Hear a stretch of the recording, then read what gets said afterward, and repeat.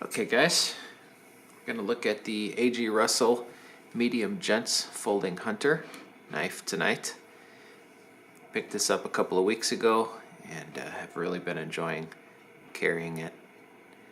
I'm going to give you guys my thoughts after carrying it for most of a couple of weeks. First of all, I got the version with the Cocobolo handle, Cocobolo. When I got it, it didn't look like the one in the pictures. It looks like Chinese mango wood that's been stained to look like Cocobolo. So I don't know if they meant to imply that it's that color stain or if they got tricked by their Chinese manufacturer.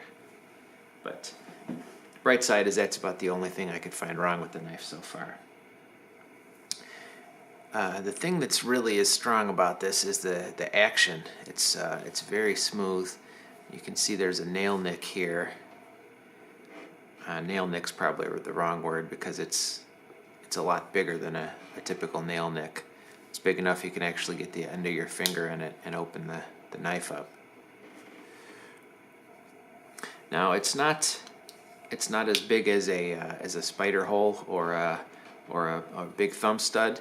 So it's not super fast, at least not when you open it that way. And the lockback action, I'll zoom back a little bit here so I can demo that. If you kind of snap your wrist down and then flip it up again, it pops right open. The lockback action is incredibly smooth. I've never had a lockback that was that smooth. The closest that I can think of would be like maybe an old Buck 110, but without as much spring tension. It's just a pleasure to open that up. Now the other side of that though is that when you have it open and you want to close it, if you hold it kind of up at an angle and you press the lock button, it's going to guillotine right down on your finger. So don't do that. You want to hold it down a little bit when you push the button, and then it just closes nicely. The pocket clip, this is another thing I wanted to point out. I try to point out the things in my videos that you can't just go to the manufacturer website and read specs, so I'm not going to say too much about specifications. I want to kind of tell you what it's like to actually own it and what it feels like in the hand and that kind of thing. So zoom in a little bit here on the pocket clip for a minute. You can see it's one of those that goes into a cavity on the end of the knife and then is held in place by one of these Torx screws here. So the nice thing about that is if you're not into the whole pocket clip thing, you just take out that screw, pull the clip out, put the screw back in, and you have a nice pocket knife. And also, you don't have all these sets of holes all over the place for the pocket clip to get screwed down on, because it's kind of, hides in the end there. The first night I got it, that pocket clip was it was unbelievable. It was so tight. And I figured, oh boy, this might be a problem. But then I clipped it on a stack of business cards overnight, and the next day it was perfect. It's been perfect ever since. It hasn't been stretching out too much or anything.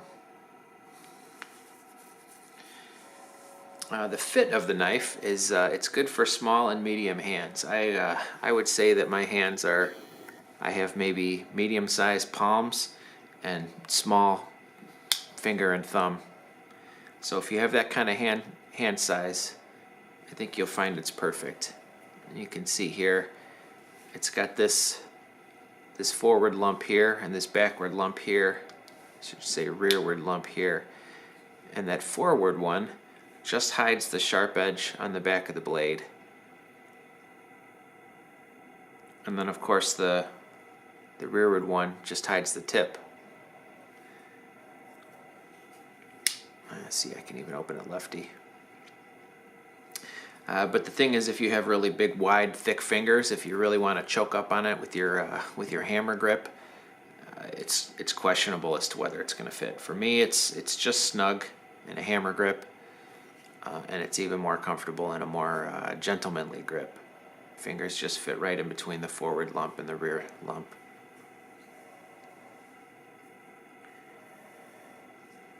And then I think this is one. I guess one of the defining features about this knife is the opening nicks. It's got it on both sides of the blade, and they're enough that you can get some purchase with the end of your finger, but they're not through drilled, so it doesn't look all tactical like a Spyderco hole would, or like a thumb stud would. Thumb studs to me are kind of in the way a lot.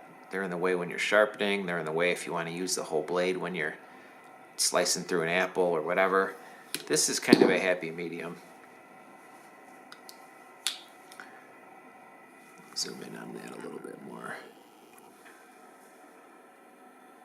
And I might have gotten too close. Yeah, I can't focus that close. Okay. Come on. There we go. So, I guess the other thing about the nail nicks is that I think they're kind of elegant. They're more elegant than a hole or a stud, and they work. They're just not super fast. You got to kind of take a half a second to get the end of your thumb in there. And keep in mind, I'm doing this while I'm kind of looking at the screen on the camera. So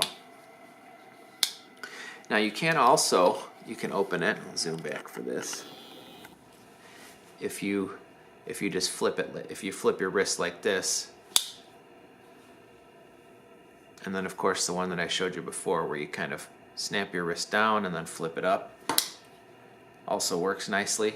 So if you need to deploy it nicely, you have the right wrist action, you can do that even with gloves on. And of course with gloves you can always do the pinch.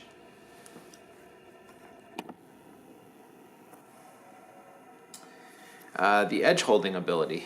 I'll zoom in a little bit here so you can see the tang stamps on the blade. But this is 9CR13 CO MOV steel. So that's a step or two better than the usual 8CR stuff. And it's got kind of a classy A.G. Russel tang stamp on the other side. And it seemed to hold an edge well. I had one session where I was cutting up some cardboard boxes, and I did some whittling that day also. And I broke down a snowblower box, double wall snowblower box. It was going really well, and then I decided, well, let me give this thing a real test. And I decided to cut across the grain, and that was a lot harder. But it still got it done, and when it was done, it was, you know how after you do some cutting with the knife, it's still sharp. You can still kind of run your thumb across the edge there. You can still feel it's sharp. You can still cut things, but then when you go to slice paper to test it, it's just not as smooth. So let's see. Let's do a comparison shot here against some popular models. Here it is next to the Spyderco Delica. You can see the Spyderco has a little bit longer handle, but the blade on the A.G. Russel is just a little bit longer. I don't know if you can see it from that angle or not, but that's just a little bit longer. And you can also, one thing to notice on this is the width of the blade is pretty thick. It's pretty wide compared to the width of the handle. And he was able to accomplish that by having these swells come up so that when the knife is closed, it kind of hides the extra width there. And while we're talking about that, I should mention that in a pants pocket, this is a much nicer knife because even with that wider blade, it's narrower across here. That big thumb hole on the back of the Delica, if it's got one weakness, that's it. It just makes it pretty wide in the pocket.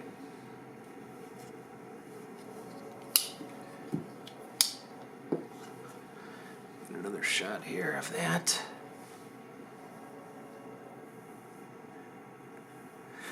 All right, and then compare it to a Benchmade Osborne. Osborne's got a little bit longer blade, quite a bit longer handle. I would say it's not as good in the pocket though as the medium Gents folding hunter. If you want something more that size but this style, then maybe the regular Hunter model. And last but not least, good old Swiss Army knife. This is a full-size 91mm Swiss Army knife. So this blade's about 3/4 of an inch longer, handle's a little bit longer. And what the hell? About a little junior size Swiss Army knife. This is the Manager and the Spartan Light. Anyway, I really like this knife. It was around 85 bucks, and I think for that price, it costs the same as a Spyderco Delica. The steel's probably on par with Spyderco's VG10. It's not as tactical. You don't always want a tactical looking knife. It's narrower in the pocket. If you take off the pocket clip, there's no holes that you can see except for maybe a little one at the end between the handle scales and the liners. So it's kind of a good non-tactical looking knife, but still could probably tackle anything the Spyderco could. If we look at the width of the blades here, you can see that the AG Russel actually has a thicker blade too. And I'll wrap this up by zooming in and just doing a couple of detail shots here.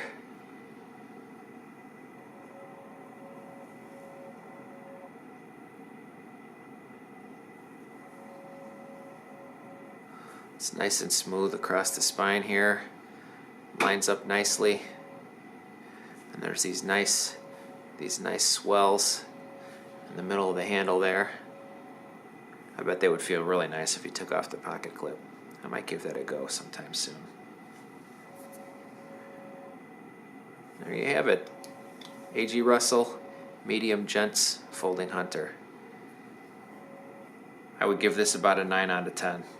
Took off 1 star because they said Cocobolo, but this is, if that's Cocobolo, then I'm Tom Cruise. And I'm not. Alright, thanks for watching, guys.